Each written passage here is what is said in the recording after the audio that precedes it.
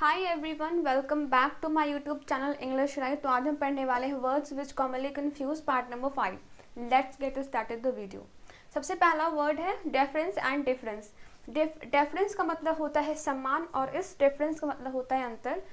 For example, in deference to his father's memory we didn't play yesterday. उसके पिता के स्मृति के सम्मान में हम लोग कल नहीं खेले। डिफरेंस का मतलब होता है अंतर। For example, there is difference of opinion on this subject. इस विषय पर विचारों में अंतर है।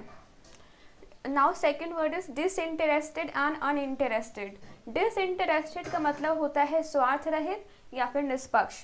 फॉर एग्जाम्पल, द जज must always be a disinterested party in a trial. Trial का मतलब क्या होता है? विवाद। सो विवाद में जज को हमेशा निष्पक्ष रहना चाहिए। अनइंटरेस्टेड का मतलब होता है रुचिहीन, मतलब जिसकी कोई रुचि ना हो किसी चीज़ में। For example, I was uninterested in game so I return home early. मेरा गेम में, मेरा खेल में कोई रुचि नहीं था, इसलिए मैं घर जल्दी लौट आया। गेम्स था मतलब मेरी खेलों में कोई रुचि नहीं थी, इसलिए मैं घर जल्दी लौट आया। Now move to the third word, that is dual and duel. Dual मतलब होता है दो तरह का। फॉर एग्जाम्पल, जिसको आम भाषा में हम लोग दोगला भी बोलते हैं। For example, some people have dual personality, they say something and do otherwise. कुछ लोगों का जो व्यक्तित्व होता है, पर्सनैलिटी मतलब व्यक्तित्व, कुछ लोगों का व्यक्तित्व दो तरह का होता है या फिर दुगला होता है। दोगला, वो कहते कुछ और करते कुछ और हैं। Some people have dual personality, they say something or do otherwise. Dual, इसका मतलब होता है दो व्यक्तियों में द्वंद्व युद्ध। मैंने लिखा इसलिए क्योंकि मैंने इसलिए नहीं लिखा क्योंकि यहाँ पे कुछ घचपच टाइप का हो जाता, इसलिए मैंने यहाँ पे नहीं लिखा। तो इसका मतलब होता है दो व्यक्तियों में द्वंद्व युद्ध। For example, they fought a duel and one person was severely injured. Severely मतलब बुरी तरह से। इंजर्ड मतलब घायल। उन्होंने द्वंद्व युद्ध किया और उनमें से एक व्यक्ति बुरी तरीके से घायल हो गया था। Now fourth word is eligible and illegible. Eligible का मतलब होता है चुना जाने योग्य और एलिजिबल का मतलब होता है अस्पष्ट, मतलब जो साफ से नहीं लिखा गया हो। Only a graduate is eligible for this post. Post मतलब जैसे पूछते हैं ना, आपका क्या पोस्ट है, आप किस मतलब पोस्ट मतलब अगर मैं आपको बताऊं तो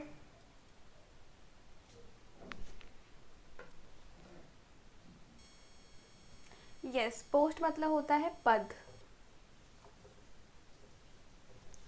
so only a graduate is eligible for this post. Graduate मतलब जो बीए पास होते हैं, बीए पास लोगों को बोलते हैं graduate. Only a graduate is eligible for this post. केवल बीए पास लोग इस पद के लिए चुने जाने योग्य हैं। एलिजिबल का मतलब होता है, इलेजिबल का मतलब होता है अस्पष्ट। For example, your hand writing is illegible. तुम्हारा जो हस्तलेख है वो अस्पष्ट है, मतलब जिसको पढ़ा नहीं जा सकता, तुम्हारा हैंड राइटिंग ऐसा लिखा हुआ है। Now the fifth word is expand and expand. Expand का मतलब होता है फैलाना। सॉरी, थोड़ा सा कट हो गया। So for example, as the work increases we shall have to expand our office space. ये स्पेस है, यस। तो जैसे काम बढ़ेगा हम लोग को ऑफिस का जगह, दफ्तर का जगह को भी बढ़ाना होगा। एक्सपेंड का मतलब होता है खर्च करना। For example, we shouldn't expend beyond our limit. हमें अपनी सामर्थ्य के बाहर खर्च नहीं करनी चाहिए। लिमिट मतलब औकात, सामर्थ्य, है ना। Yes. Now let's move to the sixth word. Our sixth word is fair and fare. इस फेयर का मतलब होता है मेला और एक और फेयर का मतलब होता है उचित। ये fair as a noun use किया गया है और इस सेंटेंस में, और ये fair as an adjective use किया गया है इस सेंटेंस में। फेयर का मतलब मेला, फेयर का मतलब उचित और फेयर का मतलब साफ। For example, many people attend the national book fair. बहुत सारे लोग राष्ट्रीय पुस्तक मेला में जाते हैं। Fair, fair, yes, fair. B, now इस फेयर जो एज एन एडजेक्टिव यूज हुआ है, जिसका मतलब होता है उचित। For example, we must always play a fair game. हमें हमेशा उचित तरीकों से गेम को खेलना चाहिए, खेल को खेलना चाहिए। एज एन एडजेक्टिव यूज हुआ है इसका। फेयर मतलब साफ। सी इज फेयर कॉम्प्लेक्सेंट, वह गोरी है। इसमें एक और हम जोड़ सकते हैं, she is fair complexioned and fair haired. तब इसका हो जाएगा वह गोरी और उसके बाल हल्के भूरे रंग की हैं। फेयर हेयर्ड का मतलब होता है जिसका बाल हल्का भूरा रंग का होता है, उसको बोलते हैं fair haired. Now let's move to the next word, that is seventh word, that is fair and fare. इस फेयर का मतलब होता है किराया और इस फेयर का मतलब होता है प्रगति, उन्नति। What is the rail fare, I am so sorry,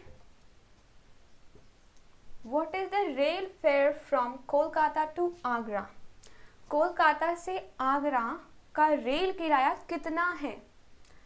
fair मतलब प्रगति, उन्नति। How did you fare in your examination.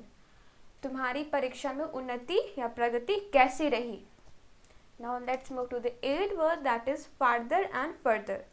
Farther का मतलब होता है दूर और इस फर्दर का मतलब होता है आगे। For example, Bombay is farther from Delhi than Banaras. मैं यहाँ पे अंडरलाइन कर देती हूँ।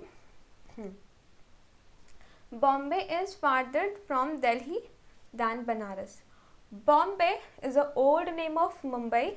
बॉम्बे बनारस की अपेक्षा दिल्ली से ज़्यादा दूर है। फर्दर मतलब आगे। For example, proceed further please, कृपया आगे बढ़िए।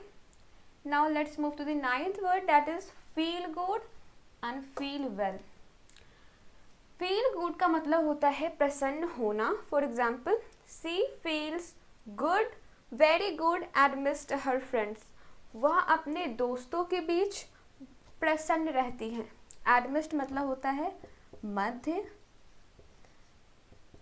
मतलब बीच। तो वो जब वो अपने दोस्तों के बीच में रहती है तब उसे अच्छा लगता है, वो प्रसन्न रहती है, खुश रहती है। Farther and further.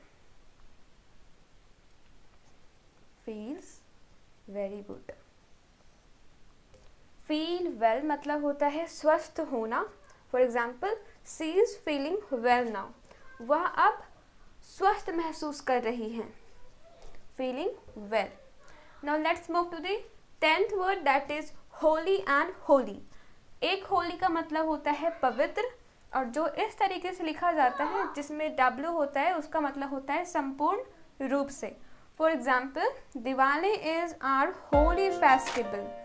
दिवाली हमारा पवित्र त्योहार है। नाउ संपूर्ण रूप से। For example, I wholly agree with your decision.